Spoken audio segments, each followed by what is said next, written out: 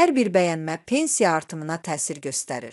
Siz bəyəndikcə dəstəyiniz daha çox insana çatır və artımlar davam edir. Hər ilin yanvar ayında əmək pensiyaları indeksləşdirilərək artırılır və 2026-cı ilin yanvar ayından da bütün növ əmək pensiyalarının artırılması həyata keçiriləcək. Bu sözləri Bakusa açıqlamasında Milli Məclisin Əmək və Sosial Siyasət Komitəsinin üzvü, millət vəkili Vüqar Bayramov bildirib. Deputat əlavə edib ki, hazırda əmək pensiyalarının 3 növü var. Bunlar yaşa və əlilliyə görə əmək pensiyaları, eyni zamanda valideynlərini itirməyə görə əmək pensiyası.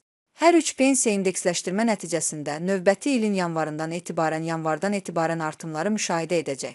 Pensiya artımları 1,1 milyondan artıq vətəndaşımızı əhatə edəcək. Bu da təbii ki, birbaşa həmin vətəndaşlarımızın əmək pensiyalarının indeksləşdirilməsi ilə bağlıdır.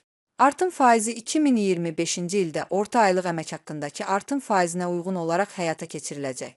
Faizlərin miqdarı ilin sonuna doğru bəlli olacaq. Hələlik il başa çatmadığı üçün konkret artım faizi bəlli deyil.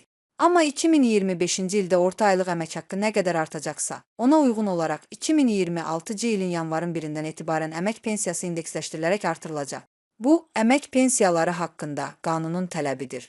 Bir neçə il öncəyədək təxminən 100 min vətəndaşımızın əmək pensiyası indeksləşdirildi. Amma artıq son illər o cümlədən 2026-cı ildə bütün növ əmək pensiyası alan vətəndaşlarımızın pensiya məbləği indeksləşdirilərək artırılacaq.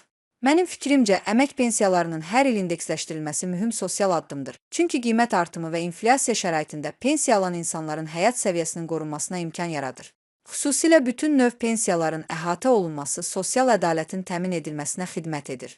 Bununla belə, yalnız orta aylıq əmək haqqının artımına uyğun indeksləşdirmə bəzən kifayət etmir. Çünki bazarda qiymətlərin artımı əmək haqqının artım tempindən daha sürətli ola bilər. Ona görə də gələcəkdə indeksləşmə mexanizminə inflyasiya göstəricilərinin də daxil edilməsi pensiyaçıların sosial müdafiəsini daha da gücləndirə bilər.